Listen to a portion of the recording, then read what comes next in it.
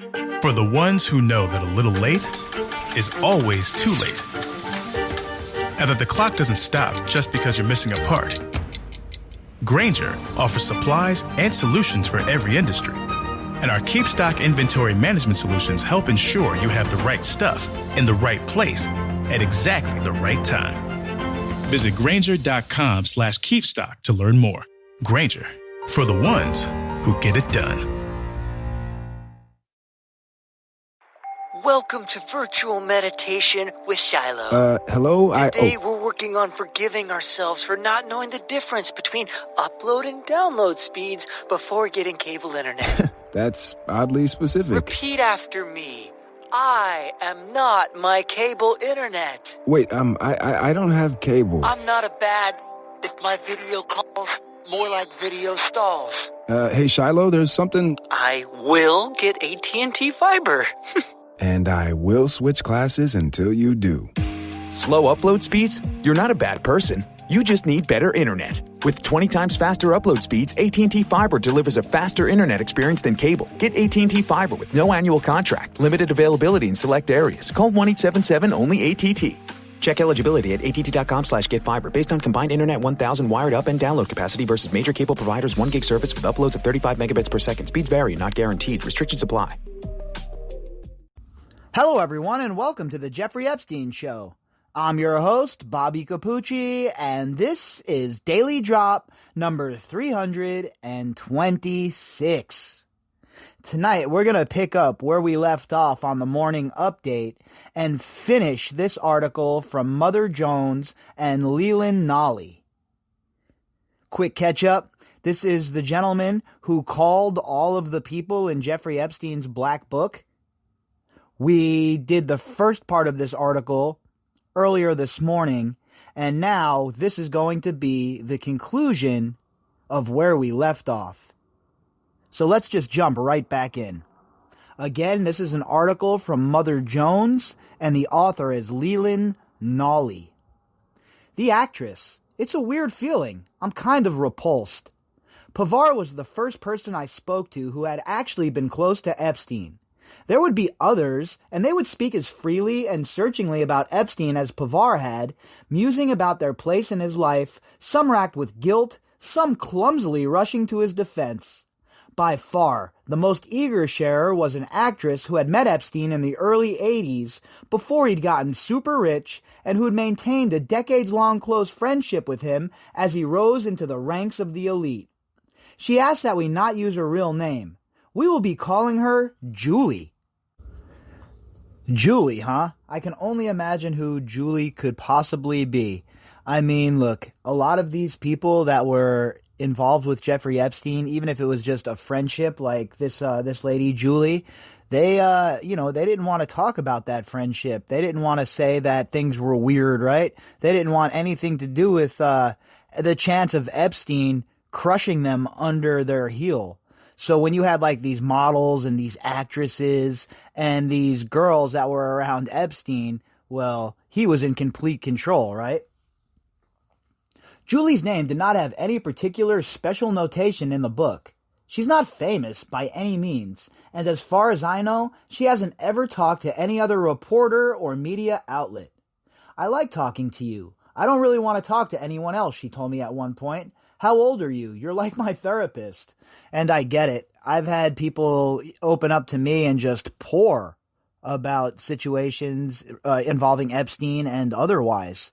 So I get it. I understand exactly what he's talking about there.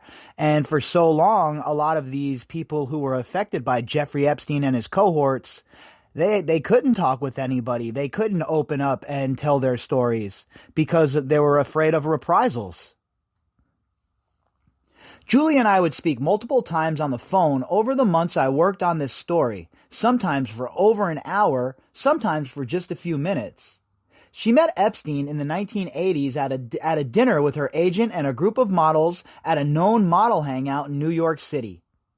Epstein approached the table and asked if any of them would like to go party at his apartment, and some of the women agreed, Julie included. While Epstein played the piano for the small crowd in his place, a friend of hers pulled her aside and told her, "I think he's hitting on you." And again, typical for Jeffrey Epstein, right? A typical move, a typical place for him to try and go and get some girls at a model hangout. What better for Jeffrey Epstein when he can walk in there and talk about how he knows this person, he knows that person. I have access to Victoria's Secret. So, of course, he's going to have these models enthralled. And then we know exactly what happened after that, don't we?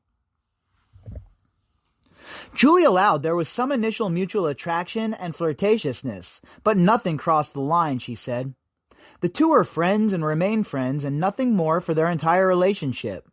Soon after they met, Julie would find herself talking with people like Vera Wang and Andy Warhol at Epstein's dining room table, or flying with Epstein on his private planes to meetings and parties around the world. Vera Wang and Andy Warhol, huh?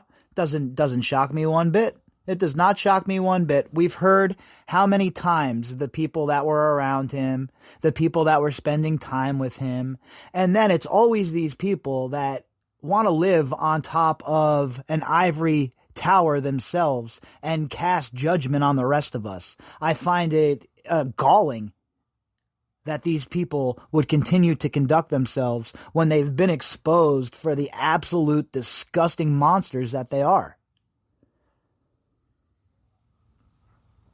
She'd take a couple of trips to his private island, Little St. James, frequent his properties in New York, New Mexico, and Palm Beach, chill with a few of Bill Clinton's staffers, and meet many of the people in Epstein's inner circle, including Virginia Roberts, his eventual accuser.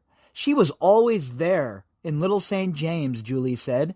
Yeah, look, again, the corroboration that we have heard from people who were around on the island and elsewhere when Virginia is alleging that this abuse took place is something that cannot be ignored, right? The only way you could ignore it is if you're looking for a way to try and discredit what these girls are trying to say. But the evidence that we have available to us, the circumstantial evidence and the eyewitness accounts of people who have come out on record now, we're talking about 4 or 5 people. So, again, where are the receipts from the accused? They don't have any, folks, all right? That's why they haven't come forward with them. That's why they're not trying to challenge this in any way. And that's why you see people like Dershowitz lashing out the way he has, because they know their backs are against their backs are against the wall, and there's going to be a lot of information coming out. We see that there's 328,000 documents in discovery already turned over to the defense. So what else is going to come out? Julie was always adamant with me that she never witnessed any sexual abuse during her entire relationship with Epstein, and that while she and everyone else knew that Epstein was into young girls, she never questioned whether any were of legal age. Of course not. Nobody did, right? All of these people hanging out with Epstein thought that he was just such a good-looking dude. Such a, big, buff, swole, good-looking cat, that all these young girls were flocking to him. Come on. Everybody knew. I'm so tired of that excuse. What are we, 719 articles in? How many times are we going to have to hear that excuse? She also repeatedly told me how happy all the girls were to be with Epstein, at least the ones she saw. The girls that complain and say they didn't want to be there, or that they weren't happy if someone was unhappy, he had no time for you. His attention span was so short, and he could be really rude, so any girl that was around him had to be up and bubbly, she said. He was always joking around, doing stupid, sexual jokes. If there was some girl walking around, he'd pants her or something, you know what I mean? But it was always in jest. I let him go back then, but, it's a weird feeling. I'm kind of repulsed, but somewhere deep down, I do miss that personality. Oh, how many of these so-called members of polite society are going to say they miss Jeffrey Epstein? And furthermore, what are you, fucking 12? Pantsing people?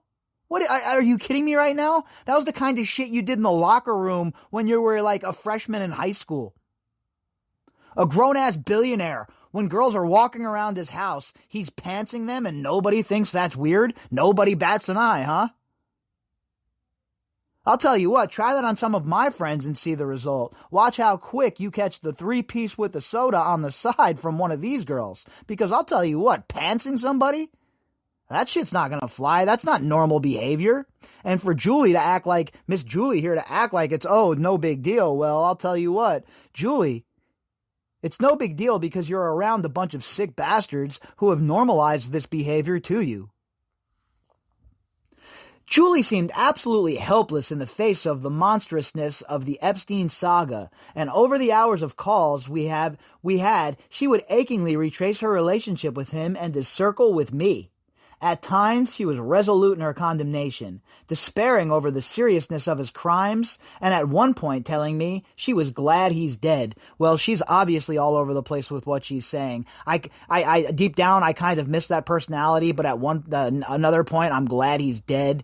Look, I don't know who this Julie is, but might want to seek a real therapist as opposed to the author of this article. At other times, even though she was a survivor of sexual assault as well, she would grow irritated and retreat into denial, offering sloppy, desperate defenses of Epstein's actions or doubts about survivors. She read me excerpts from her diary over the phone, shared gossip, and led me to flight logs and photographs to corroborate her story. She wept over how such an influential figure in her life, someone who treated her with kindness, someone who she looked up to, could have done such awful, hideous things, and how terrible it was to look back on their relationship and feel betrayed, and worse still, to miss him. Although she had better insight into his life than perhaps most people on this earth, she too had agonizing, unresolved questions, and parts of Epstein still remain an enigma even to her. Yeah, look, it's a lot of deflecting here, right? A lot of trying to make excuses for his behavior. And there are no excuses for his behavior. I don't care if you're his friend, your mom, his confidant, his uncle, whatever it may be. There is no excuse for Jeffrey Epstein's behavior. I am sorry. We're not talking about a white-collar crime here. And I've said this over and over. You're involved in some sort of Ponzi scheme, you can be forgiven. You're involved in cheating on your wife, you can be forgiven. You're involved in stealing, you can be forgiven. Hell, you start an endless war, you can be forgiven. But if you're involved in abusing children, sex trafficking women, for decades on end, and you catch a plea deal the first time around, the second time around, well, you can't get away with that, my friend. All right? I think a lot about what my role and some girls' roles were different, Julie told me. I think Jeffrey liked to exploit people. If he saw a girl and could corrupt her, he might like that. There are two things that make Julie's story unique. One, unlike many of Epstein's friends, she is not a famous or known person. He had a lot of people around him that weren't famous, right? He liked good-looking girls, right? Attractive young girls, or girls that might have been of an age, but were younger looking. And that was what Jeffrey Epstein liked.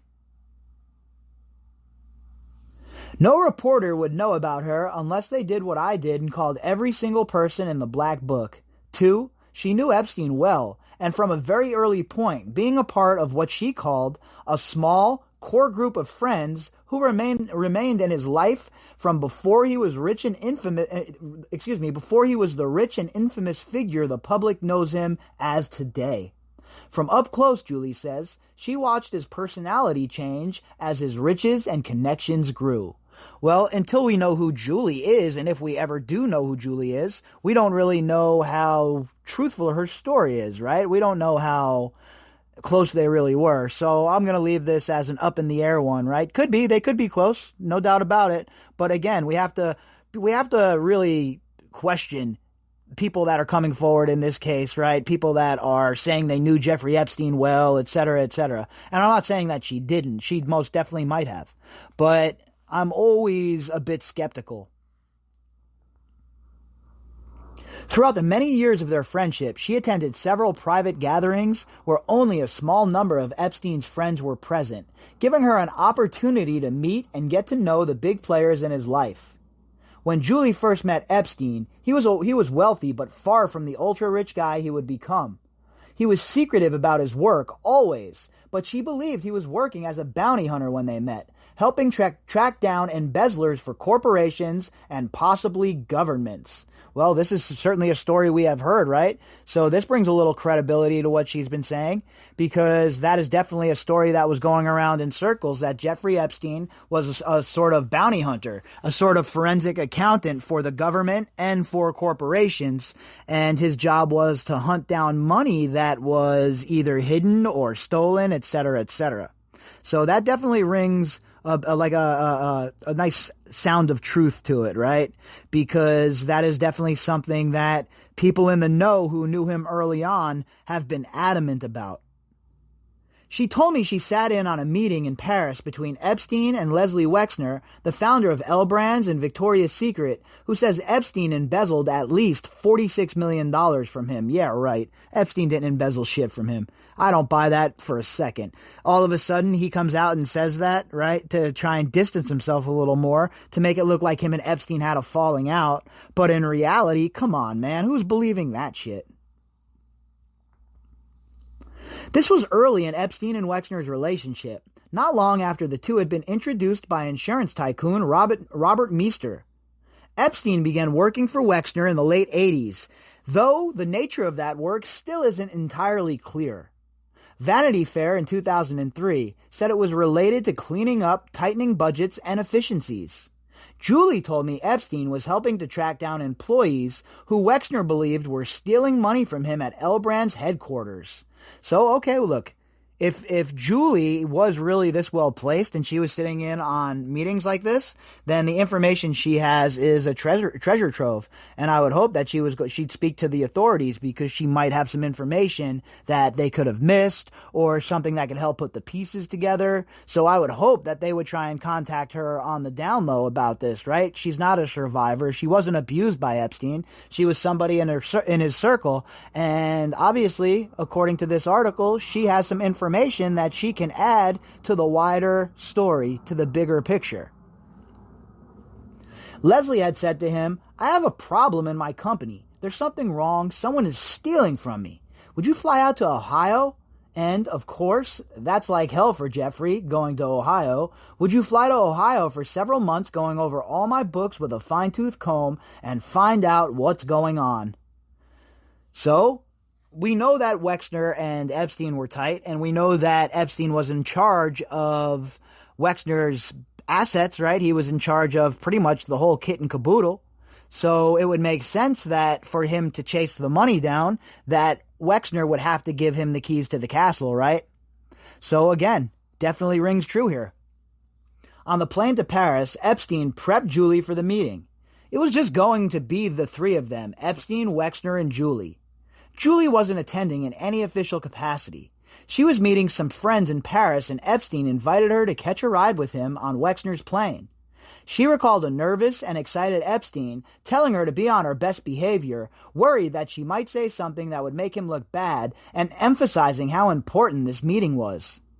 Yeah, of course it was. When you're meeting your handler, it's a big deal, right? When you're meeting one of the people that kicked your blackmail scheme into effect, as in my opinion Wexner was involved in, yeah, of course you're going to be telling some girl that's with you that she better be on her best behavior, right? That this is, you're going to deal with the guy that's basically in control of your life. The one or a handful of people that was in control of what Jeffrey Epstein was up to. So yeah, I could see him definitely telling her that it's an important meeting and that he expects her to be on her best behavior, whatever that might mean. Wexner was this super successful guy who didn't really have any life, and Jeff described him to me as completely socially inept, Julie said. Jeffrey was like, "Look at me now, wow, look at where I am," and it was exciting for him. The meeting, at least to Julie, was nothing momentous. I remember meeting Leslie at the cafe, and all he did was eat peanuts out of the little peanut tray. And I remember, just to try and make him feel comfortable, I ate the peanuts with him. It was so incredibly awkward, said Julie. Leslie was shy, quiet, and the meeting was short and uncomfortable. Few words shared, no food served, the trio sustaining themselves on peanuts alone. I can only imagine what this the author of this article, was saying to themselves listening to this Julie lady ramble about Wexner eating peanuts. I mean, have we, delved and fallen into an alternate reality again? Well, I don't even know what this is even about. So this Jeffrey Epstein brought this C-list or D-list actress with him to go meet Leslie Wexner? I mean, really? I never heard anything like this before. So I guess, it was a peanut-eating affair and fun was had by all. In all, it was an uneventful evening, but looking back now, one can see why Epstein had been so excited about cozying up to Wexner. Jeffrey told me this guy Wexner was everything in the world, but he doesn't have anyone to share it with. And Jeffrey knew all the girls in the world. That was Epstein's M.O., Julie said. He'd take some rich guy and introduce him to a girl. I spoke with one woman who said she met Epstein at an art fair in Palm Beach. He was direct with her. He came up to me and said, would you like a date with Prince Andrew, she recalled. Yeah, look, we know that. We know that Jeffrey Epstein was definitely providing girls for the Joe Exotic of the Windsor family. We know that he was providing girls for all of these rich people, and Leslie Wexner too. We know what Virginia has stated in the past, right? So I would not be shocked if, he was providing other young ladies for Wexner and the rest of these people on top of it. You see, because at the core of it, Jeffrey Epstein, his plan was the blackmail. Let's remember, it was about the blackmail. This trafficking ring, of course, it had to do with his sick proclivities. But the blackmail was the real motivation, why this ring was kicked into effect, and more importantly, folks, why it was protected. In the years following, Epstein began to play a central role in Wexner's life. Jeffrey wasn't just a money manager. He was a personal assistant. If Leslie had a problem with his yacht, he was there, Julie told me. The billionaire handed over huge swathes of his finances to Epstein's control, sold a plane and a mansion to trusts that Epstein controlled, and to the surprise of his friends and colleagues, went so far as to hand Epstein his power of attorney in 1991. So remember, okay, Wexner was around from the jump. In my humble opinion, it was Wexner and Bob Maxwell that got this off the ground financially. Those were the two power players, those were the two golden cash cows, and those were the two people who made everything possible financially and logistically for Jeffrey Epstein to kick this off. People have said it's like we have one brain between two of us. Each has a side, Epstein told Vanity Fair in 2003. Colleagues and friends of Wexner's were shocked at Epstein's hold over Wexner. Julie, however, wasn't that surprised. She recalled Epstein saying to her, "This guy has no life, and I'm going to give him a life." It was that simple.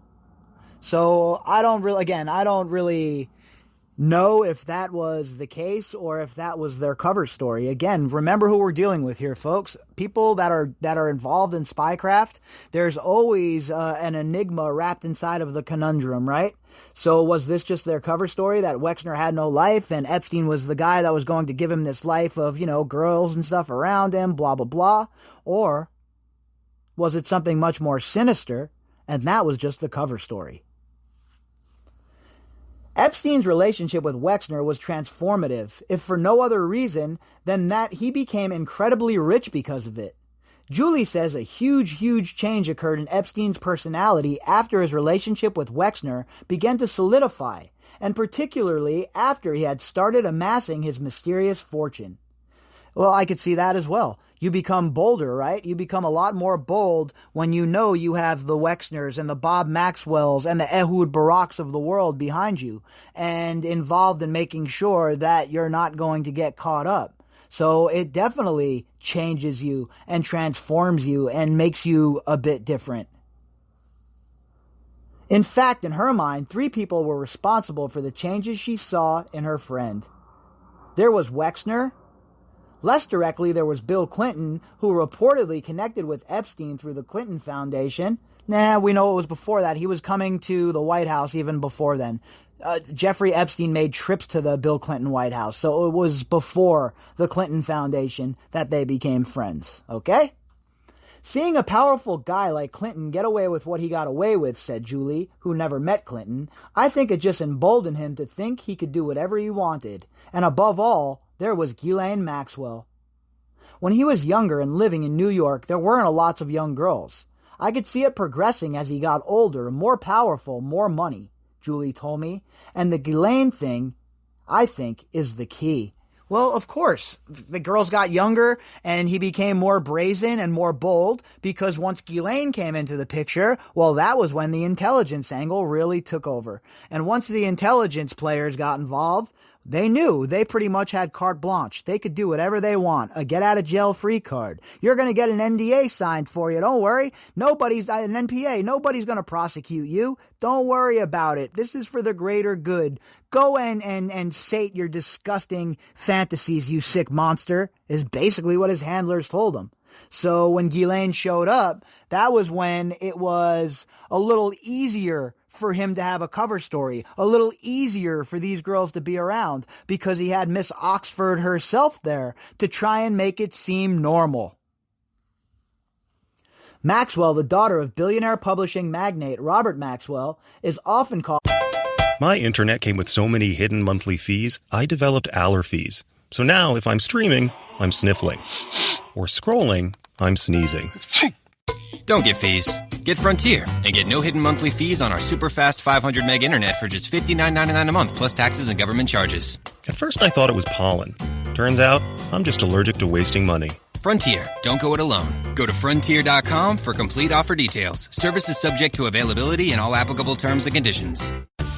A different future starts with you. That's why GoDaddy does more than help you find a name. You can create, sell, and get found online so any small business can drive change or build an empire. Because old ideas aren't cutting it anymore. This new year, we need a new generation of thinking, your way of thinking. So whatever you have in mind that will help make a different future, find everything you need to get started at GoDaddy.com. Because the future isn't decided yet. It's still ours to win. Start different at GoDaddy.com. Called Epstein's right-hand woman. Epstein's relationship with her was by all accounts tumultuous, toxic, and life-altering for the both of them. Well, again, I don't know about toxic, really. I mean, I guess overall, yes, the relationship was toxic, but I don't go off of the premise that there was any kind of real relationship there. This was a partnership, and a partnership not chosen. It was like an arranged marriage almost, right? They have this man, Jeffrey Epstein, who had worked with the CIA or the government, whoever you might have penciled in there when he was tracking down this money for them. And then you have Bob Maxwell's daughter, Mr. Spy himself, someone who was taught at his knee in the world of spycraft. And you put them together to get the operation running. So yeah, hell yeah, when Maxwell showed up, everything kicked into overdrive. Julie related the dynamics of their relationship to me in the extreme middle school terms. At first, Jeffrey had a crush on Maxwell, but she blew him off and treated him like crap. Shortly after they met, Maxwell's father died after falling off his yacht, as Julie put it. Maxwell was an emotional wreck, and it was here that Epstein went in for the kill, in Julie's words. Nope, sorry, I don't buy that more cover story. More disinformation. Went in for the kill, so Ghislaine Maxwell is a victim, right? That's basically what they want us to believe. And I will not have any of it, folks. I'm sorry. We have read too much. We know too much. She is responsible for what she did.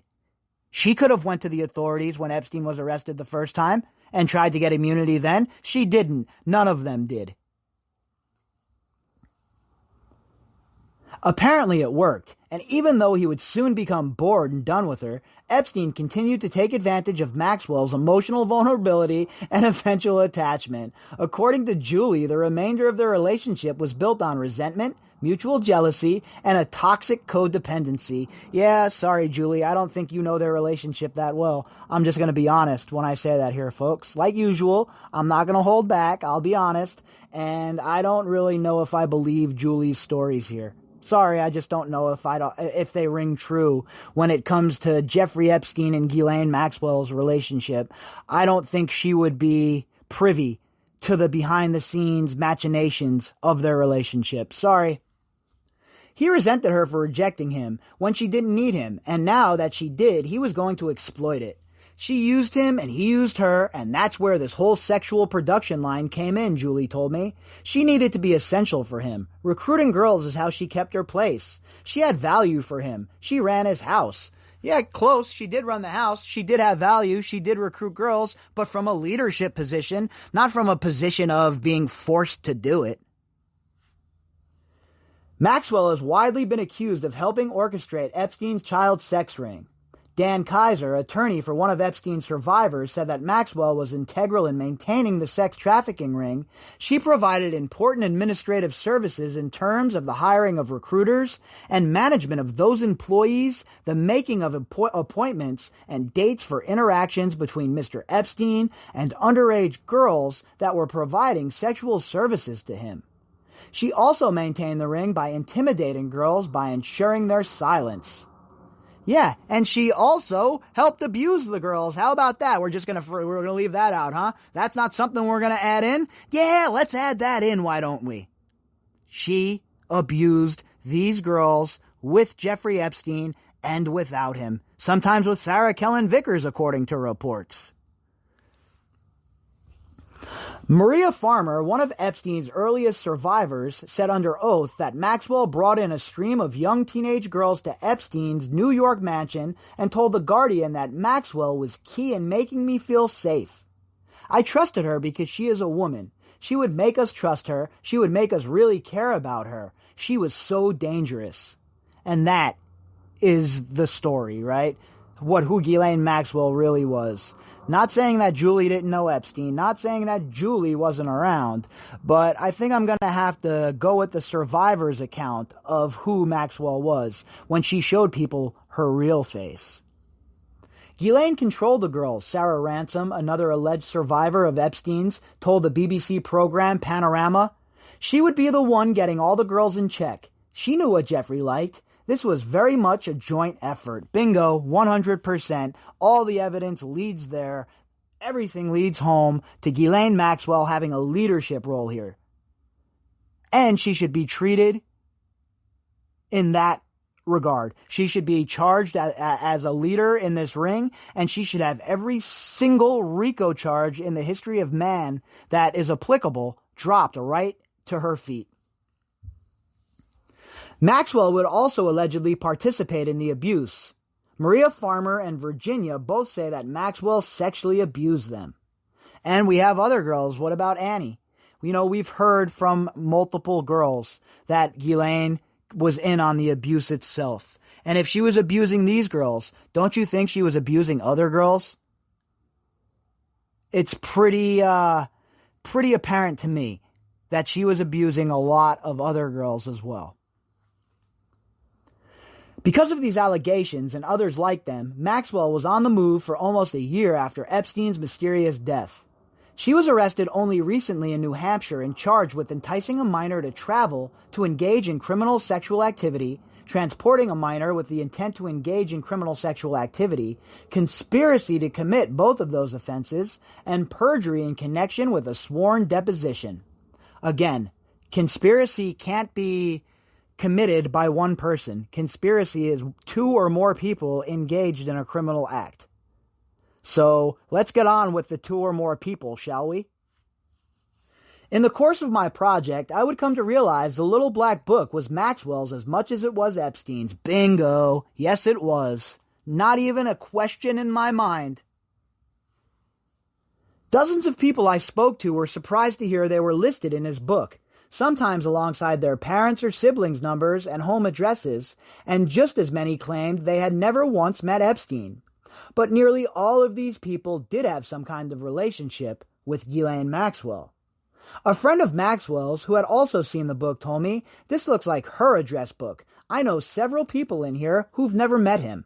I would figure about a fourth of the people listed in the black book knew only Maxwell. Of course, that was her role. Maxwell was in charge of the whole entire entry, into so-called polite society. She was the vehicle. She was the conduit. She was the one that opened the doors. So, of course, it would make sense that she would be Jeffrey Epstein's gatekeeper. Like the president has a chief of staff, the person who says and who makes the decision who's going to see or not see the president. Same sort of shit here, folks. And it was Ghislaine Maxwell who acted in that role and in that capacity. Her hand in the creation of this book is clear. There are several massage lists for California, Paris, New Mexico, and Florida, containing dozens of female first names with numbers beside each. Next to some of these names are little notes in parentheses like GM really likes. I spoke to one woman, a body worker, who has a note next to her name in the book that reads, GM hasn't tried yet. Oh, she shouted, that's so fucking creepy.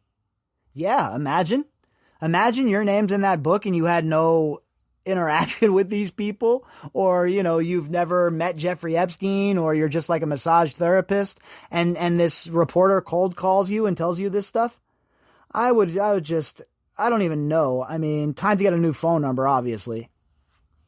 Ghislaine was a shark, Julie told me. Anything you read about her that's positive isn't true. She's a scary woman. The picture that Virginia drew of Ghislaine, I completely believe what she wrote, Julie told me. Maxwell was Epstein's ticket into proper high society. Yeah. How long have we been talking about that here? How long have we been talking about the conduits that led to Jeffrey Epstein and this reputation that he had? And all of these people that were involved in it now, well, they're either doing the marathon defense, or some of them, it's getting so close that it's become a full-on sprint, obviously. But these people, these were the ones who built this reputation for Epstein. These were the people who looked the other way. And it was all facilitated by Ghislaine Maxwell, her swag, and her, so-called quote-unquote socialite persona.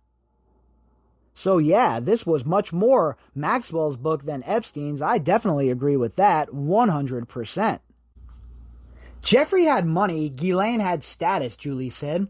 Yeah, there's no doubt, and that, again, it wasn't a coincidence. It was set up like this by the powers that be, at least in my opinion. From the way I see it, my perspective, it was for sure an arranged marriage, so to speak, business-wise speaking, as far as the operation goes.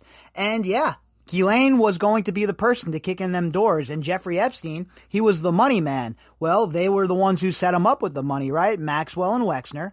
He was the one that had the money. Ghislaine was the one who had the pizzazz to get those doors knocked in and to get Jeffrey Epstein rubbing elbows with the right people, so in turn, they could get those right people caught up in the operation and build the dossiers on them. Remember, folks, as much as these people like money, the one thing that is more important to them than money is information.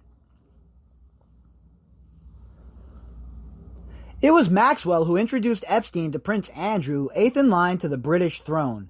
In an affidavit, Roberts claimed she was forced to have sex with Prince Andrew, aka the Joe Exotic of the Windsor family, multiple times in multiple locations. Roberts was attempting to join a lawsuit against Alan Dershowitz, who succeeded in keeping other plaintiffs off the case. Her affidavit was struck from the record in 2015. Remember, 2015, we were still embroiled with the cover-up. Epstein hadn't been arrested for the second time, and the cover-up was fully active still. Not any longer. The doors are getting blown wide open, and with Maxwell being arrested and being left to twist in the wind like this, it signifies that these assets are burned and their handlers have torched all roads that lead back to them, and they have abandoned them to their fate.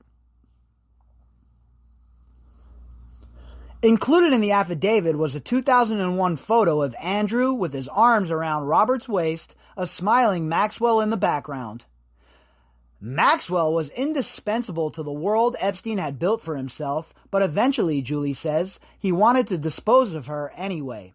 He was mean to her in the end, and he wanted her gone. He called her brain dead, and he'd be rude to her in front of people, Julie said. It made my skin crawl, and I didn't even like her. Treating anybody like that, that's just not right. Again, in my opinion, all part of the cover story. The non-PC stand-up comic. All he talked to me about was comedy. My wife's going to be pissed I talked to you about this, the self-styled pitbull of comedy told me one day. But look, I've got nothing to hide. This was Bobby Slayton, a stand-up comic who was notorious for his racist and sexist material. He used to call me up and be like, "How do you get on stage with all this Me Too stuff?" Slayton said. Funny story about Bobby Slayton. My dad worked in entertainment for a very long time here in Las Vegas, and he had some pretty high-profile jobs in live entertainment. And one of the people that worked with my dad in a capacity of coming through for some shows is this very Bobby Slayton.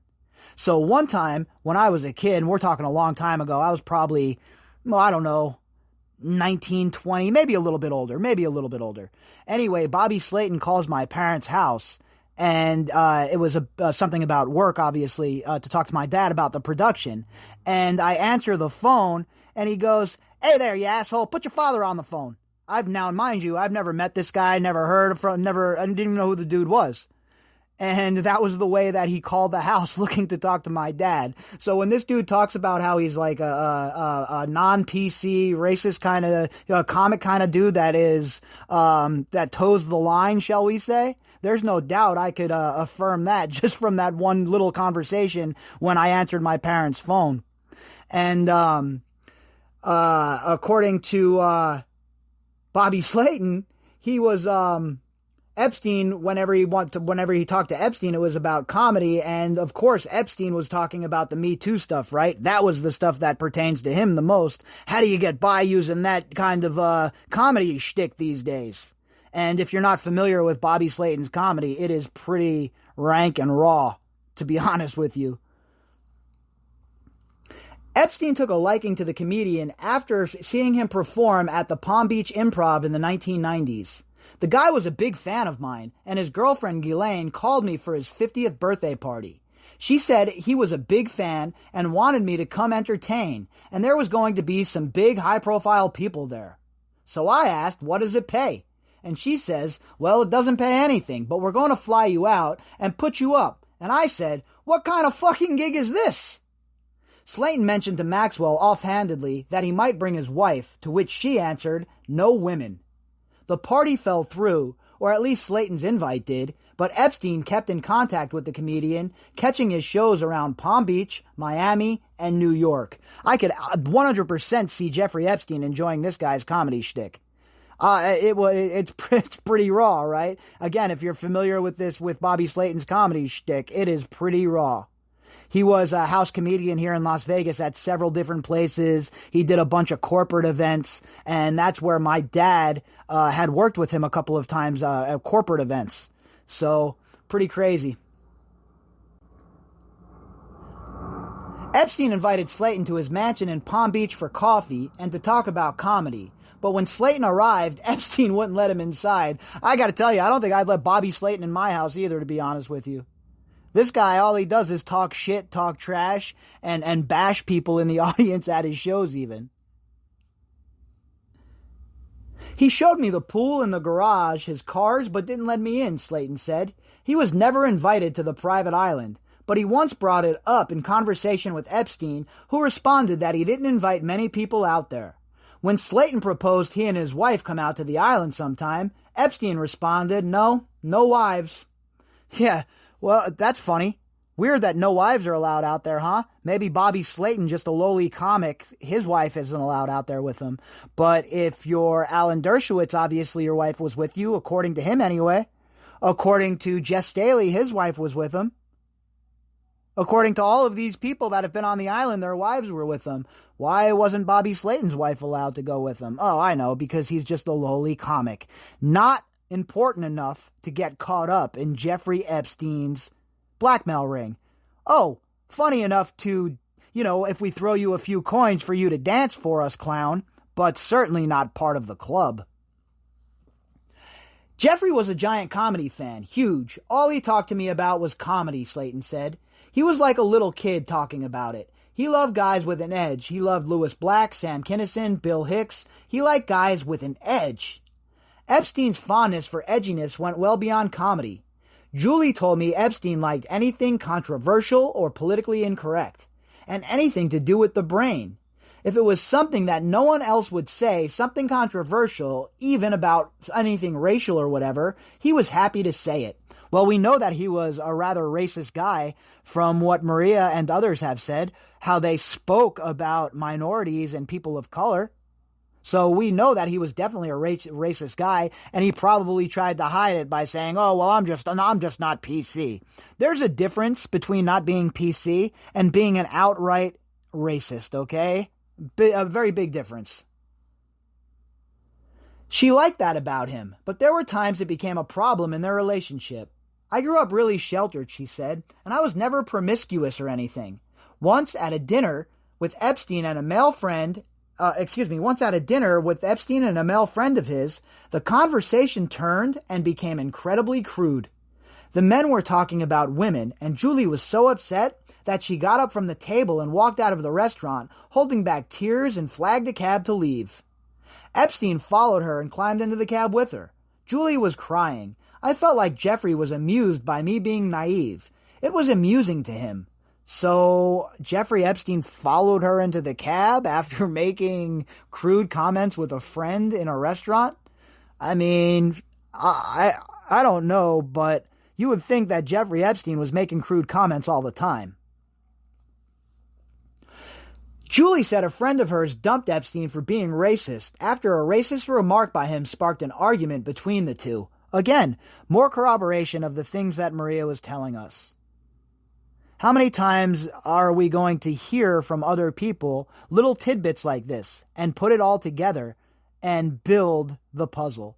It's so clear for you to see, folks.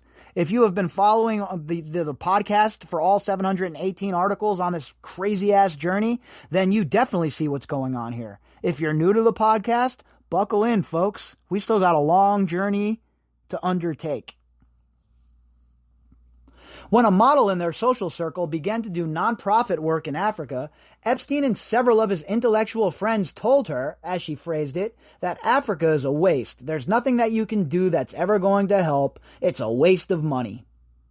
Well, you know, Bill Clinton sure loved to go to Africa and act like he cared. All of these people act like they care about Africa, but they don't.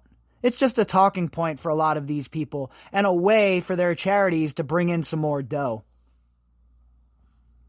In his conversation with Slayton, Epstein was cagey, stopping short of offering his own opinion on things like Me Too. He didn't really get into any of his own opinions. He just asked a lot of questions. He asked the kinds of questions that a young comic would ask in comedy class. Was he funny? No. The sportscaster, he said, "Okay, you can go now." He asked a lot of questions. He didn't talk much. He was bland, said Susie Schuster, an Emmy-winning sportscaster currently at the NFL Network. Schuster was fresh out of college when she ran into Epstein and Maxwell at a social event in New York. "I just thought Ghislaine was so glamorous, Schuster. Glamorous. Schuster working for Andrew Neil, then one of Rupert Murdoch's top lieutenants at what would become Fox News, and according to Schuster, there was a great deal of overlap between Epstein and Neil's social circles." Oh, 100%. Anyone who doesn't think that Rupert Murdoch and his social circle was overlapping with Jeffrey Epstein's doesn't know anything about New York high society. These people, look, it's not that big of a club, all right? People like us, and like Carlin said, we're not invited, obviously, but it's not a very big club at all. So all of these people who have big do-re-mis who run around New York City are all friendly with each other, they're all palling around, and they're all having laughs at our expense. A few days after meeting Epstein, Ghislaine called Schuster and told her that Jeffrey would like to have lunch with her at his townhouse in New York. I thought to myself, like a total jackass, I am so interesting and so smart, he must want to go on a date with me, she said. I was 22. What did I know? Schuster was greeted at the door by the butler, while Epstein descended the large staircase by the entrance, dressed in a sweatshirt and jeans. Well, at least he didn't have his sweatpants on, huh? The cool sweatpants that good old Jeff liked to wear around all over the place. Friggin' moron. Epstein gave Schuster a full tour of the house, including the master bedroom and massage room, the same room where dozens of alleged assaults took place, and he and his staff served them lunch in the large parlor downstairs. Schuster was just about to begin coverage of the 1996 election, but Epstein didn't offer his own views about the election during the conversation, or about anything really. He had a really disarming way of making himself appear brighter than he was, Schuster said, but you knew you weren't sitting with the brightest person in the room. Yeah, that definitely rings true from all the accounts we have heard. We know that this guy wasn't super smart. He wasn't running around with the brain like one of these MIT clowns that he was hanging out with. He was faking the funk, right? He was the odd man out, the guy that was allowed to hang out because he brought all the weed. Right? There's always that guy, right? Nobody really wants to hang out with him, but the dude got all that bomb-ass chronic, so we're going to let him come kick it tonight. And that's these scientists with Epstein. They're like, oh, he has all the girls and all this money. All right, someone call Jeffrey. Let this dude hang out. After an hour and a half, Epstein abruptly ended the conversation. I remember clear as day, Schuster said. He said, okay, you can go now. And he just went down into his garage and in his car, and I just walked out. Okay, well, I don't really know what that adds to the story, but all right. The art student. I remember being so scared that I wouldn't get out. He was supposed to invest in my screenplay, said a woman we'll call Tracy. When working my way through the book, I try to steer clear of any known survivors. But given the large swath of survivors Epstein had accumulated, it was bound to happen that I would eventually find someone who had been assaulted by Epstein. My phone call with Tracy by far was the most difficult of the entire experience. Yep, well, I can only imagine, right? Because I've been there myself, so I get it. A different future starts with you. That's why GoDaddy does more than help you find a name.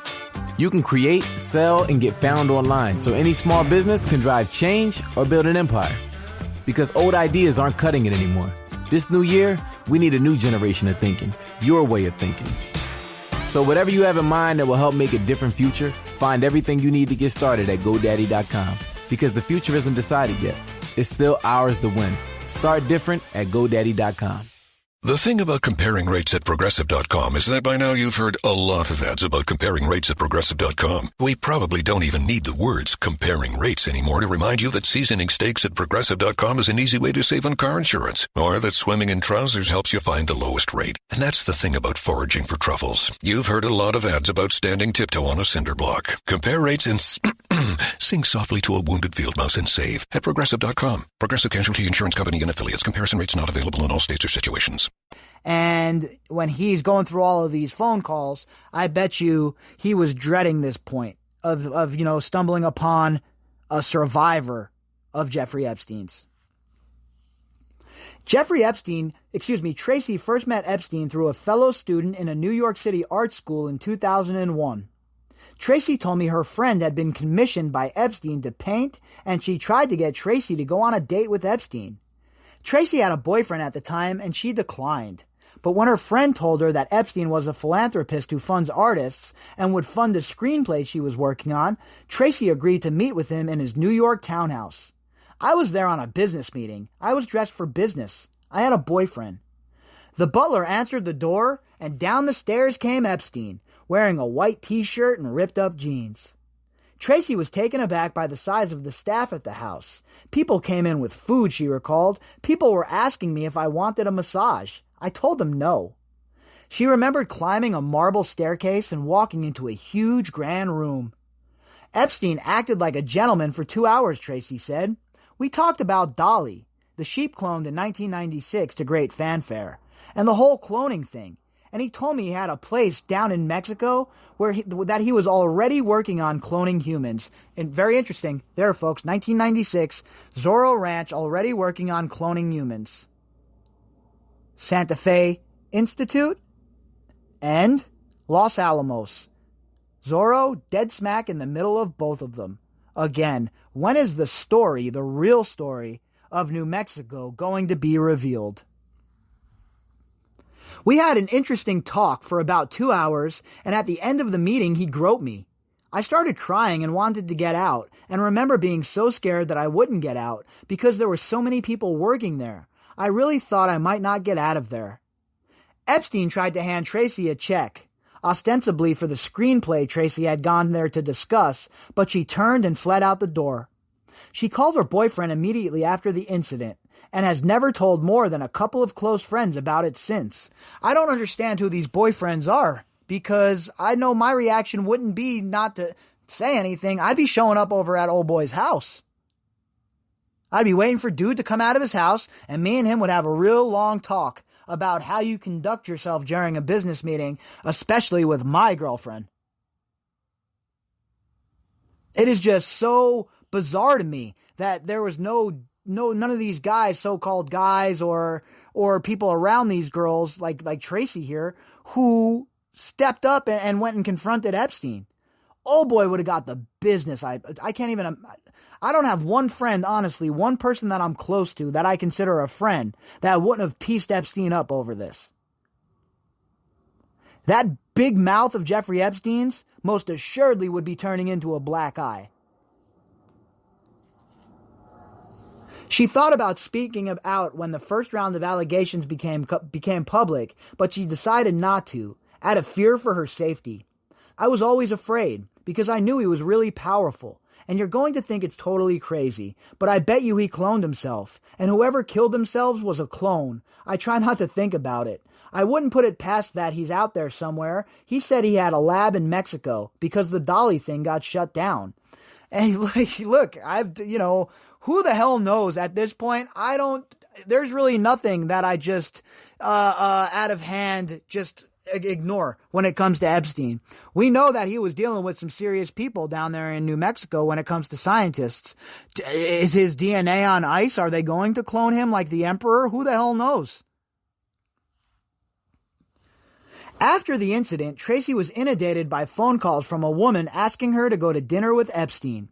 Tracy confronted her friend who had recommended the meeting and learned that the painting her friend had been commissioned for were paintings of vaginas. Oh, that's nice. You don't warn your friend, huh?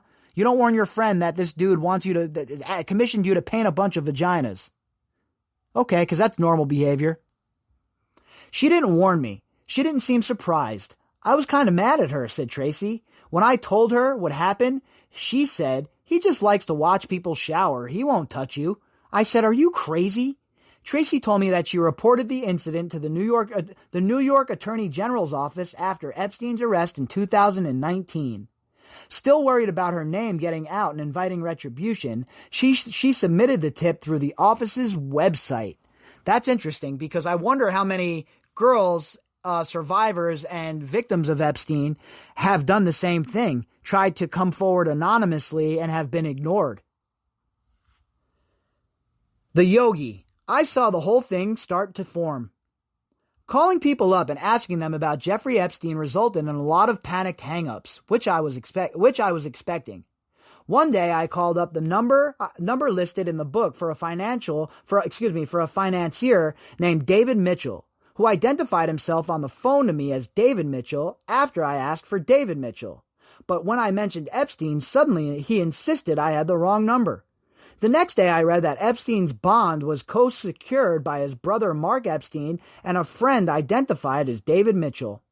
Joe Pagano told me I never met him, and I don't know what you're talking about, despite profiles identifying him as a close friend of Epstein. Yep, unfortunately this is the case. Anytime I've contacted people in regards to their relationship with Epstein, I've been stonewalled pretty much. Ignored, nobody called back. I'm talking even like DAs, prosecutors, people like that even. It seems like everybody is on the run from the Epstein fallout, and nobody is willing to step up and do the right thing on their own. So that's why I always talk about them being compelled to do so. Others seem willing to talk, if haltingly, only to turn on their heels later on. One particularly ominous interaction was with Epstein's personal yoga instructor, who met him in '92 and traveled with him and Ghislaine as a personal yoga teacher. For the 15-minute phone call, he somberly beat around the bush, speaking in long, thoughtful pauses and letting his sentences trail off. I met him on his 39th birthday. The last time I saw him was shortly after Clinton left the White House. It was 2001, maybe 2002. I was with him in Palm Beach, Columbus, Ohio, and New York, Santa Fe. I did a lot. It's a long story. It's a complicated story, he told me. It's a long story. Yeah, it's a long story, and we've been waiting for people to talk about it for decades. So, if it's such a long story, you should probably break it all down for us now that you're on the phone here and let us know what occurred, huh? Probably a good idea. I spent a lot of time with Ghislaine. She gave me a lot of insights. My last contact with her was, she used to come out here with Prince Andrew. What was Ghislaine like? Oh God, that's a whole different story. I said he could tell me the full story sometime, and that if he wanted, I would keep his identity under wraps. He said no. A lot of people would figure out in a nanosecond who it was. It was a small little group. I don't imagine many of them are going to talk. Look, I've worked with Rupert Murdoch on the far right and Zach De La Rocha on the far left. I try to keep my mouth shut. My contacts were very broad.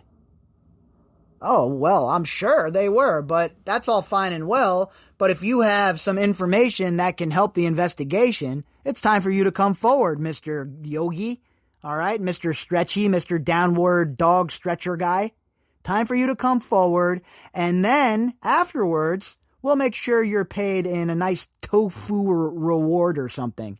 I mean, really, if you have information, come forward and speak on it.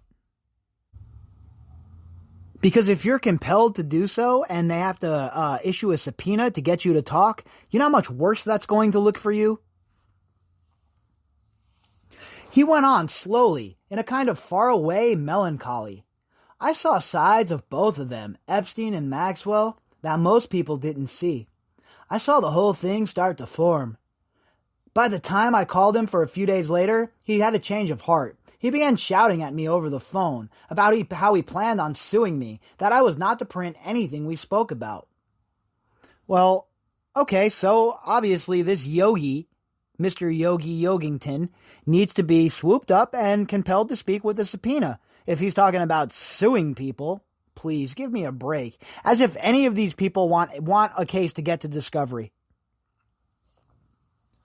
Julie repeatedly told me she never witnessed any kind of darkness, but that looking back, she regrets not picking up on what she now sees as red flags.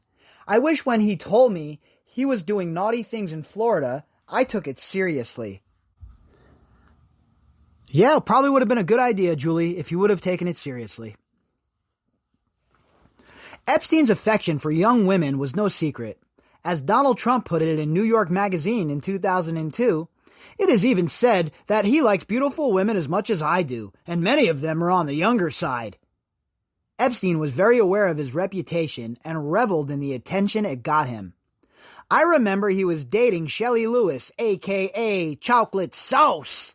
She looked like a little, completely undeveloped girl, Julie said. She was definitely legal age, but she looked really prepubescent, physically. He was walking around a popular mall with her and finding it funny that people thought he was her father. If Epstein was at all embarrassed about the nickname given to his Boeing 727, the Lolita Express, he didn't show it. He had the book Lolita around, you know. He had multiple homes and there'd be a Lolita on the table somewhere. He had more than one copy, Julie said. He always thought it was funny. Yeah, real funny. Real funny. And all of the people around them, all the you see in the book, and you don't put two and two together. It's because you didn't want to put two and two together if you didn't. It's because you didn't care, or you were benefiting in some way from Jeffrey Epstein. All of these people that talk about, oh, I didn't know anything, I had no idea. Give me an absolute break, okay? What seems now like obvious signs of trouble had tidy, unquestioned explanations at the time. The young masseuses at Epstein's side, for instance, I knew that Jeffrey needed a lot of massages, so it didn't seem odd, Julie said. I asked why Epstein needed a lot of massages, expecting some answer about a physical ailment. But instead, Julie told me that Epstein had said that his ADD tendencies necessitated frequent massage for him to clear his head. Oh yeah, massages, huh? Quote-unquote massages, air quotes. We know what he meant by massages. 3 girls a day? Do the math. Much of Epstein's personality that was chalked up to being eccentric by Julie at the time now seems incredibly effed up in retrospect. I used to call him on his birthday, Julie said, and he was always really short on the phone, but sometimes he would sort of snicker and laugh and say, "Oh, I've been so bad." I didn't know what it meant at the time, and he used to be full of crap sometimes and say things to try and make himself look interesting, but now I do.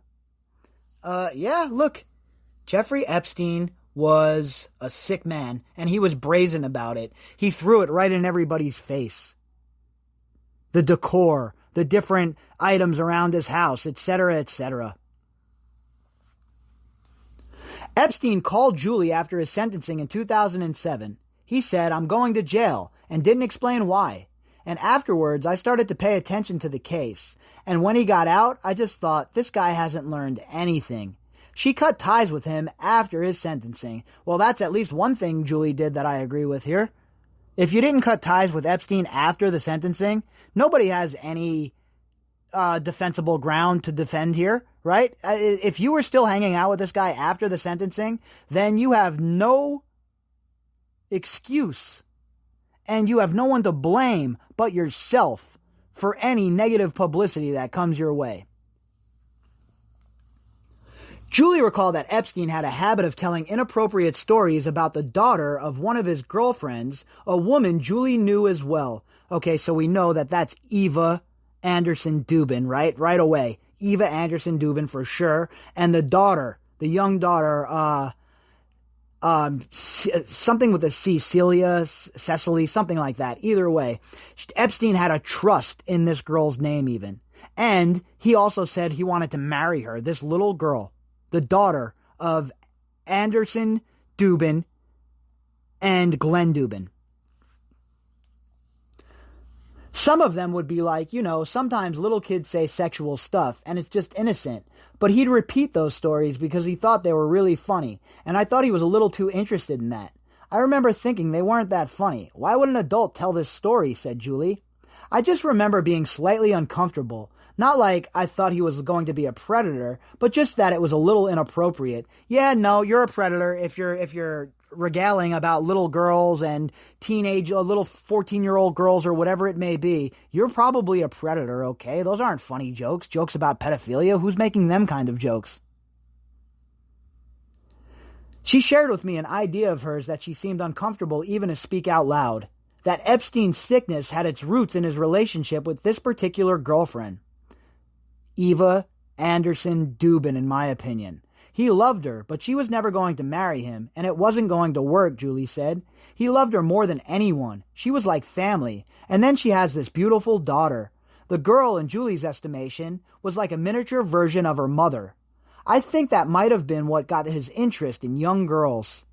Well, I don't think that's the case. I think it was long before that we've heard about Montreal and we've heard about his going-ons there, right? But there is no doubt that he had some sort of sick fascination with Glenn Dubin's daughter. Zero doubt in my mind. And to be honest with you, I have no idea how anyone under the sun could let Jeffrey Epstein be around their kid. Julie was only speculating. What she didn't know is that in the back of my copy of the Black Book, there are a couple pages handwritten ostensibly by Rodriguez the butler. Reading it, I get a sense that Rodriguez was compiling an addendum to the book in order to aid law enforcement. On one page titled Important Email Address, Rodriguez lists the personal emails for Epstein and Maxwell, as well as several listings with tags next to them like Witness, Interacted, and Chat Daily with Underage Girls, Important Witness, and Scout for Young Pamelas, whatever that means. Oh, I'll tell you what it means. Young girls, another code word. Another code word. Another name and number is tagged as in-house Citrus Systems programmer, right next to another listing for Ehud Barak's Secret Service personnel. Months after Julie told me about the girlfriend and her daughter, I reread the handwritten page attached to the book and saw the girlfriend's name and phone number near the bottom with a tag next to her entry reading, former model and mother of naked pic. Ay, ay, ay. Look, the relationship with the Dubins and Epstein needs to be focused on. It needs to be blown out of the water. We know about the little girl, the Swedish girl, and we know about Jeffrey Epstein's sick fascination with their daughter. And there's a lot more there, folks. A lot more real disgusting stuff, in my opinion. On one of our last phone calls, Julie broke down. It was late at night, and Julie, who tried to steer away from news about the Epstein case, had just watched the Netflix documentary Jeffrey Epstein, Filthy Rich. The documentary features several in-depth interviews with some of Epstein's survivors, and they each walk through the details of their assault at his hands. The atrocities that Epstein committed and the scope of suffering he exacted on his victims had become real and undeniable. She wept as she recalled diary entries she'd read earlier in the day. He was a monster, and he was a monster. What he did was so sick, you know? And then I read my diary, and I saw how nice he was when I was going through a major family crisis, or a breakup or something, and it hurts to still miss that part of him, Julie said. He was my friend. What? I don't understand how you could feel any compassion or empathy for Jeffrey Epstein. He wasn't even your friend. He was just wearing a mask. You didn't even know who Jeffrey Epstein was. He had a mask on for the world to see, and underneath that mask was his true face. And the survivors, they got to see that true face. The assistant's old hippie mother. He thought she was a really intelligent blonde. Transcript of a phone call with a self-described old hippie whose teenage daughter began working for Epstein in his Palm Beach mansion around 2002, just a few years before Epstein's first arrest. Me. How much time did she spend with Epstein at his place? Old hippie. Quite a bit. Me. So this all must have been difficult for her then. Old hippie. Nah, it's not difficult at all. Why would it be difficult? Tell me why you think it would be difficult. Me. Well, just the proximity alone to something that happened that was so horrific. Old hippie. Well, you know what? I think, laughing, if people take payment, and he paid people well, then later they shouldn't complain. I mean, that's, one thing my daughter said one time too. Me? Okay, and did your daughter get paid well too? Old hippie? Yeah, sure. Me? Okay, how did she end up getting that job? Old hippie? Well, she's a gorgeous blonde. Me? Nervous, uncomfortable laughter. Yeah, a couple of Epstein's friends told me that if he ever needed someone for a task or whatever, they would find him a beautiful young blonde to do it. Old hippie. Well, she's beautiful. She's 6 feet tall. She's gorgeous. My daughter is a very strong person. Me. You said she got calls from some reporters and got sick of it. Old hippie. Nah, she only got a few calls, and she had nothing to say. There's nothing negative to say. Me. Do you think she'd be interested in talking to me? Old hippie. I don't think so. I probably already told you more than she would. Here I let her know I'd be interested in hearing her daughter's story. Old hippie. Well, I remember one other thing. When he was going to Africa with Bill Clinton, you remember that? Me, yeah. Old hippie. Well, Jeffrey wanted her to go. Me, oh really? Old hippie. She said no. Me, what'd she say no for? Old hippie. She didn't want to get any shots. Me? Oh wow, really dodged a bullet there. Old hippie. It wasn't important to her, but he really wanted her to go because he thought she was really intelligent blonde. Let me ask you something. Do you think he killed himself? Oh, man. The old hippie and the blonde, huh? There's a lot out there for you sleuths, right? For you investigators out there. Plenty of ties to tie together here, folks. The man from ORGY. Months after Epstein's death, I dialed up the last remaining listing in my book, a random number in the UK. It was disconnected. The media had mostly moved on from the case, and I was left to sift through the hours of interviews I'd done over the course of some 2,000 phone calls. Yeah, the media might have moved on, but guess what? Not us. Not people like Jen and Lisa over on their podcast. Not people like Roberta Glass. We certainly haven't moved on. One thing was abundantly clear. Epstein's Black Book does not offer a portrait of a guy with many friends. Yeah, he didn't have friends. I've said this from the beginning. You have to have empathy, and you have to not be an absolute scumbag and to be capable of love to have real friendships, right? I love my friends. I would do anything for my real friends. I don't think Jeffrey Epstein had it in him. The book is a product of a systemic effort to collect human beings. A huge number of the relatively normal professional class people I spoke to were shocked their number was in the book at all. Either they said they had never met him or that they had a single superficial interaction with him. It's as if Epstein had tried to reverse the usual dynamics of fame and power. He seemed to know more people than knew him. If Epstein had a talent, it was for knowing how much of his interest he needed to parcel out in order for people, scientists, stand-up comics, aspiring models, to feel flattered by his attention.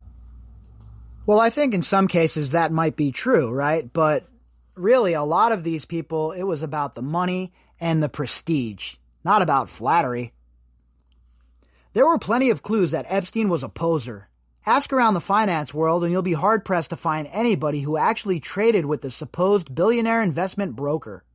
Ask the scientists in his orbit and they'll tell you, as Stuart Pavar told me, that he didn't know shit from Shinola about science.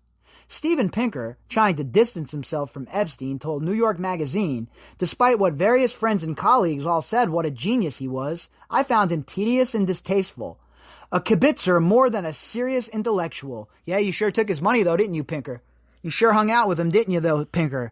And then you went and blocked anyone on Twitter who mentioned your name along with Jeffrey Epstein, didn't you, Pinker?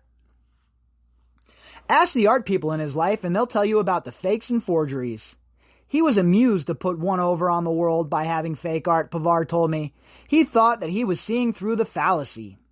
And yet Epstein's reputation for genius persists. Most of what I heard Epstein's peers adduce to his brilliance amounted to no more than half-baked contrarianism. He wasn't afraid to stir things up, or boilerplate TED Talk drivel. Jeffrey was a big fan of transhumanism. When I pressed people to tell me about the guy, about what he thought about the world, they rarely had an answer. Yeah, he was living a different life, okay? What they saw and what Jeffrey Epstein really was were two very different things. Jeffrey Epstein was your quintessential asset. A different future starts with you. That's why GoDaddy does more than help you find a name. You can create, sell, and get found online, so any small business can drive change or build an empire. We need a new generation of thinking. Your way of thinking. Start different at GoDaddy.com. This man took his job serious, and he definitely played the game. When I pressed people to tell me about the guy, about what he thought about the world, they rarely had an answer. I was repeatedly told that he never really got into what he thought about whatever particular subject was being discussed, and that he had a knack for making himself seem smarter and more interesting than he really was. Well, you know what they always say, right? Keep your mouth shut and nobody will tell you you're stupid. Open it up and, well, quite easy to find out. Every time I did manage to drill down into something concrete, some actual idea or thought of his, it was a mixture of psychotic Silicon Valley drivel and freshman year bongwater philosophy delivered to me with total reverence. You have to write this in your story. This is something I learned from Jeffrey. This was his line, Julie told me. People make mistakes because they don't think about what they can lose, only what they can gain. This is what I took from him. Yeah, Jeffrey Epstein really was just a world-class advice giver, huh? The kind of guy that you really want to sit down with and get some life advice. I mean, just bring in chocolate sauce for the win here. We'll have chocolate sauce come in, we'll have Jeffrey Epstein give us life advice, and everybody will just have just a fantastic time. After Epstein's arrest in 2019, a media narrative coalesced around the question of his strange place in the global elite. Epstein, the master salesman, a man who had skillfully conned his way into the world's most powerful circles, fooling everyone in the process.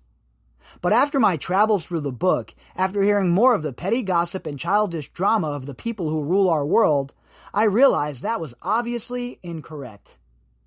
Built into the premise of Epstein, the mastermind scammer, is the notion that some kind of legitimate path to a legitimate global aristocracy exists.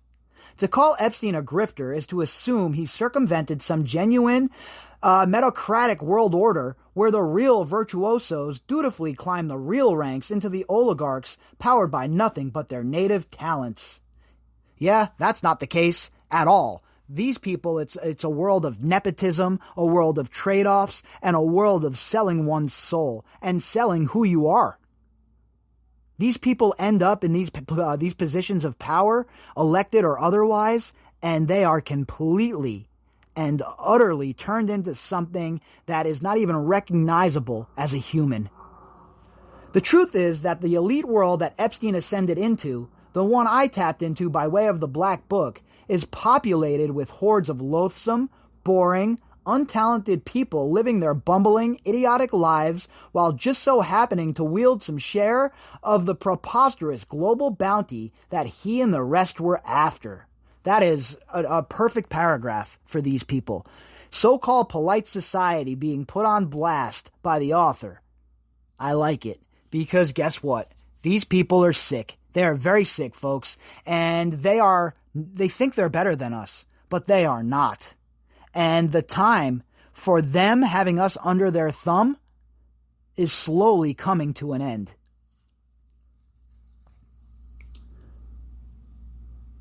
For all the mystery surrounding Epstein's fortune, its existence is hardly more inscrutable than the wealth of any of his other billionaire peers. He earned it the same way they all did, which is to say precisely, not at all. Yeah, look, the money laundering factor swings right into this, right? It goes right into the undercurrent of the major conversation we're having. And the FinCEN files play right into this. If it wasn't for the way they manipulate those money markets, do you really think that these people would be able to operate the way they were able to operate? This wasn't some masterful hack into global aristocracy. It's what everyone does. It's what the whole thing is. There is no scam here. It's grifters grifting grifters all the way down. And that is the case, there's no doubt, but there's real-life consequences for those of us at the bottom here. While these people are grifting and grifting and grifting from the other grifters, we're the ones that are really paying the price with our fortune, our freedoms, and our futures. In a way, it's easy to understand the impulse of Epstein's network to make him into something more than he was. The self-flattering idea that there was some ineffable substance to him, some bright light within, that explains the ease with which he accrued social and temporal power has a match in much of the conspiracizing about the scandal and his death. The difference is, the conspiracy theories actually seem plausible. I'm the farthest thing from a conspiracy theorist. I rely on Occam's razor for most things in my life. But when it comes to this case, folks, I think we've left conspiracy theory a long time ago, and we are embroiled in the world's largest cover-up. But maybe this is simply a product of my own Epstein-addled brain. It's impossible to tell. I've now spent more than a year falling down a series of rabbit holes, thus far withstanding permanent psychic damage. Look, I understand that completely. This is such a heavy topic. And this is a detailed article, so I know that this journalist is not talking out of his ass. This is somebody who spent time on the case, somebody who has made these phone calls, and really dedicated a part of themselves to it. And I totally understand that. We're over a year straight here talking about this case every single day. How many times do I tell you I feel like I have to take a bleach bath? So I totally understand what this guy's talking about. I can report that the current grand unified theory of Jeffrey Epstein goes like this. He was indeed operating a child sex ring. Check. He was videotaping members of the global elite engaged in sex acts with underage girls on his private island. Check. And he was using his footage to blackmail them, either for his own personal enrichment or on behalf of any number of intelligence agencies. Check, check, check. The Epstein as intelligence angle posits either that he was conducting the sex trafficking at the government's request or that he was already doing the trafficking when the governments took notice and started using him as an asset. I think it's a little bit of both. Okay? I think it's a little bit of both. They knew that he had proclivities, and he was on their radar, but he wasn't engaged in a huge, monstrous operation like this. Then, well, once the intelligence really got involved and the jerk-offs from the CIA showed up, well, it became what we've seen. The theory neatly justifies both his untraceable wealth and outlandish special treatment in the criminal justice system, and there is some compelling evidence to go along with it. When prosecutors raided his home in 2019, a safe was found containing multiple CDs with the label Young Name Plus Name. Also found was a fake Austrian passport containing his photograph and a spoofed name that listed his residence as Saudi Arabia. This safe also contained 48 loose diamonds and $70,000 in cash. In August 2019, citing a friend of Ghislaine Maxwell, Vanity Fair reported that Epstein and Maxwell had the island home completely wired for video and that they were videotaping their guests as a form of blackmail. We've heard this from a lot of the survivors, right? And not only the survivors, we've heard it from IT specialists like Steve Scully. Both Virginia Roberts and another Epstein accuser, Shantae Davies, make similar allegations. When I mentioned the video surveillance to Julie, she said, "Oh yeah, there's a security room with a bunch of TVs. Jeffrey introduced me to the guy who watched them." The guy who watched them, huh? That would be an interesting conversation. I wonder who was in charge of monitoring those TVs. But the most damning evidence of Epstein's conspiracy is the absurd plea deal offered by U.S. Attorney Alexander Acosta in 2007 after investigators had identified dozens of underage girls who'd been sexually abused by Epstein. Acosta granted federal immunity to any potential co-conspirators of Epstein's, an absolutely unheard of provision, particularly in the case of an alleged serial child molester. And let's take a minute here to remember that it was not just Acosta, okay? Acosta is the guy who is catching all of the flack here. But in reality, do you think a decision was like this was just made by Acosta? Of course it wasn't. It was signed off on by Mukasey and other people. So while Acosta should have never been part of the Trump administration, should have been fired, I'm okay with all of that. We can't just lay all the blame at his feet. He has bosses too, and we know how this works.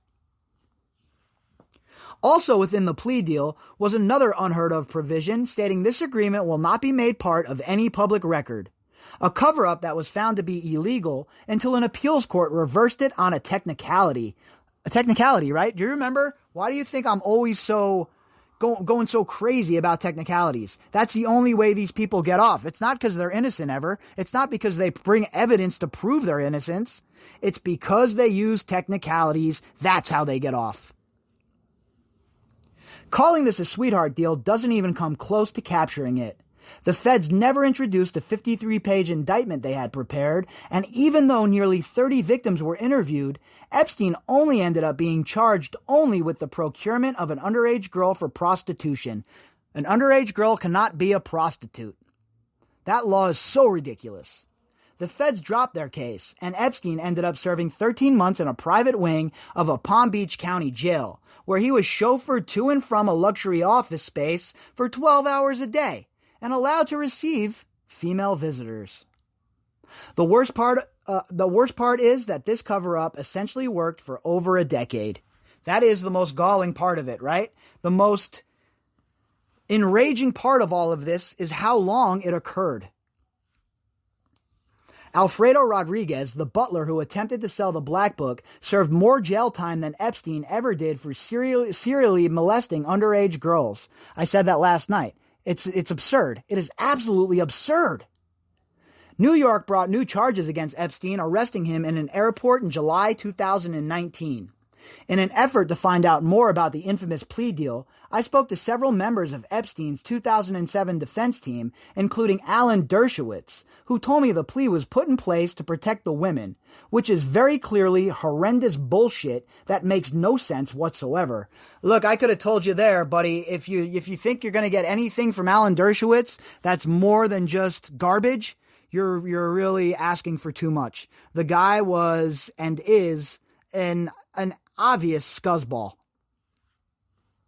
Spencer Cooven, who represented some of Epstein's survivors, flat out accused the DOJ of attempting to protect people like Elaine Maxwell with the co-conspirator provision. My efforts, and those of many other reporters, have to this day failed to uncover a single shred of even a passable answer as to why Epstein was offered a plea deal that was so good it was illegal. That's it in a nutshell. All of you out there that like to, run mouths and shit on like Twitter about how there's no evidence or where do you get that from? I honestly don't understand. There is so much evidence here that this was so much larger than what anyone ever thought. The fingerprints of intelligence are everywhere on this. In 2019, journalist Vicky Ward reported that Acosta, then in charge of Trump's Labor Department, had told the president's transition team that he cut the deal with Epstein's lawyers after he had been told to back off. According to Ward, he had explained himself to Trump's team by saying, "I was told Epstein belonged to intelligence and to leave it alone." The rumors of Epstein the spook are not new. In 1992, in the first ever public profile of Epstein, Mail on Sunday reported that little is known of Mr. Epstein. One outrageous story links him to the CIA and Mossad. The most intriguing rumor is that he was a corporate spy hired by big businesses to uncover money that had been embezzled. They have them all over the place. You don't think that there are CIA agents embedded in corporations? You don't think that there are CIA agents at all of your favorite news outlets? There are. Just take a look for how many former CIA agents ran for office in 2016. Folks, they are everywhere. Unelected bureaucrats that literally have the power of life and death over us. When I asked Gloria Allred, who is now representing several of Epstein's survivors, about the inscrutable plea deal, she told me, there is no good answer. It doesn't exist, and that's why you can't find it. Sometimes not finding the answer is the answer. The dark carnival that is Epstein's case ended with a mysterious death while awaiting trial in the Metropolitan Correctional Facility in August of last year. According to New York City Medical Examiner, Epstein hanged himself with his bedsheet either on the night of August 9th or early in the morning of August 10th, which, if true, would make his death the first acknowledged suicide in 14 years at the institution. How many times have I brought that up as well? Sometimes things are what they are. The cause of his death and the circumstances around it are widely contested. Around half of Americans believe he was murdered. You can count me in with that half, and you can count in just about everybody listening to this program as well. It doesn't add up. The facts that they brought to the table do not add up, folks.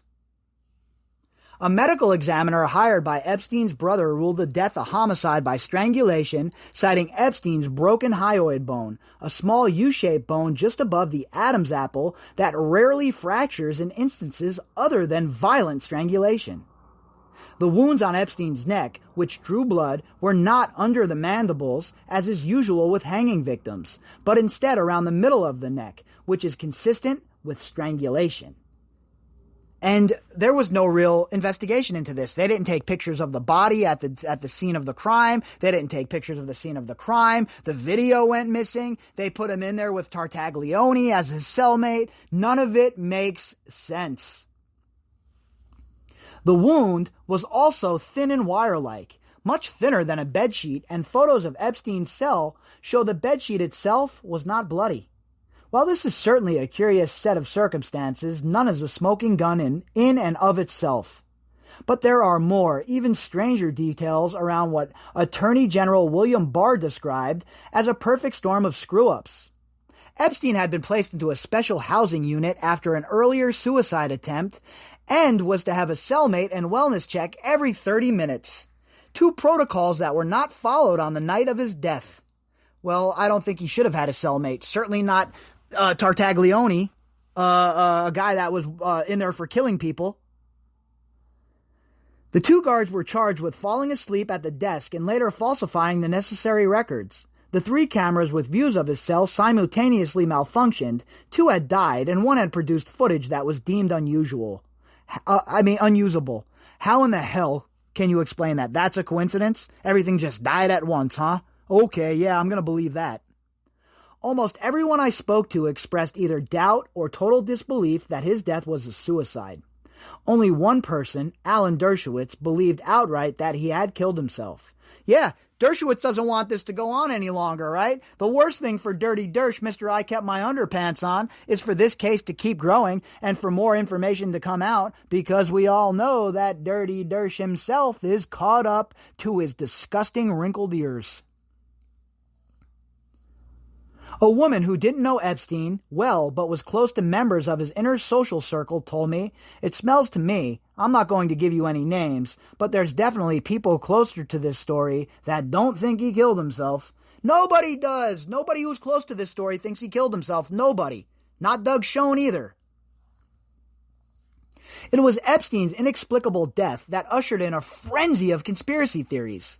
Everywhere you looked in Epstein's life were nauseating sets of compounding coincidences, and it seemed that every bizarre detail unearthed led to 10 or 20 more. That's for sure. I mean, I can't tell you how many details of this case I would unearth or come into contact with, and then it would lead to just even more questions. Every time we think we have an answer, it really is just leading us to more questions. Building off Epstein's enigmatic reputation and the reports then coming out about his freakish scientific pursuits, some of the conspiracizing became fevered, grandiose, even occultish, with Epstein depicting as a high-ranking official for some secret world order. Well, I don't believe any of that nonsense at all. I think that he was what he was. He was an important asset, right? But a mid-level employee in the grand scheme of things when it comes to intelligence. This urge to make Epstein's power sophisticated and complex serves a similar purpose as the elite's insistence on Epstein's extraordinary genius. Both are ways of squaring the evident smallness of the man himself with the vastness of the world he built and the seemingly outsized influence he possessed. Both of them betray a collective lack of imagination when it comes to just how ludicrously rewarded dumbasses can be in this country. And not only this country, all over the world, because, let's face it, folks, have you looked at social media lately? It is full of just complete and utter jackasses, and these are the people that we're sharing air with on a regular basis. Epstein didn't have to be anything special to become a key player in an evil conspiracy. He had to be rich, and he had to be useful to people richer and more powerful than he was. The very real possibility is that Epstein was both a rich dumbass and a key player in an evil conspiracy, because evil conspiracies require nothing more. During one of our last conversations, Julie mentioned, in throwaway fashion, a diary entry she had stumbled upon about a book recommendation from Epstein. Summarizing for me, she explained that she'd asked Epstein why he had so many girls around. I asked him why he was like this, she recalled, and he said to me to read some book. He told me it influenced him to become wealthy. The book was The Man from Orgy, O-R-G-Y, an obscure 1965 James Bond ripoff written by Theodore Mark Gottfried under the pen name of Ted Mark. It's about a con man who travels the world under the guise of being a sex researcher in order to spy for the U.S. government. The novel begins with the protagonist Steve Victor in Damascus for the kickoff of an extensive survey of an Arab and Oriental sex practice. There he is approached by a U.S. diplomat and invited to the embassy. In short order, Victor is recruited to spy for the U.S. government.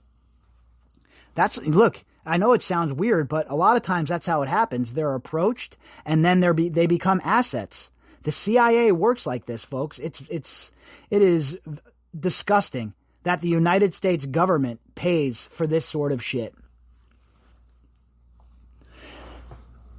This research program you're engaged on, Mr. Victor, gives you entry to places the United States government could never officially investigate. The key to a factor which might prove quite vital in our handling of international power politics lies in one of these places. The novel is an unbearable horror show. It's violent and grotesquely pornographic, containing toddler brothels and graphic details of children and infants being ceremonially raped and trained into sex slavery. Jesus Christ. So this is the kind of book this guy's telling you to read there, huh? And when he recommended this book to you, that wasn't sign enough to get out of there and never be around this dude ever again? I mean, holy shit. The protagonist gets custody of such a slave from the U.S. Embassy. His fake research organization, ORGY, stands for Organizations for the Rational Guidance of Youth. The girl tells him about being penetrated multiple times a day since age 3 as training for a life of sex slavery, as well as the brutal beatings that were part of her training. She tells him that girls enjoy being raped. Victor gawks at and participates in the sexual mayhem, all the while using his cover as a sex researcher to spy on Syrian sheikhs, steal Soviet launch codes, and eventually bring the downfall of Nikita Khrushchev. What do I always tell you? The means justify the ends to these people. And if you don't think that there are people like this Victor from this book out there, you're wrong, folks. Jeffrey Epstein was one of them. We saw it right here in front of our own eyes. It played out in front of our own eyes. Julie didn't know what the book was about, but she remembered the conversation well. It was one of the last things we talked about. He said to me, "Read this book, and that will help you understand," Julie told me. I never read it, and I don't think I ever will. Well, I don't think that I will ever be reading it either, folks. So there you have it. The second part of our 2-part series of the phone calls with everybody in Jeffrey Epstein's Black Book. And I think that a lot of these people who were in this Black Book, who had relationships with Jeffrey Epstein, are starting to understand that there are no rocks to hide under anymore. That it's time to come forward and talk about what you know. If you'd like to contact me, you can do that at bobbycapucci@protonmail.com. That's BOBBYCAPUCCI@protonmail.com.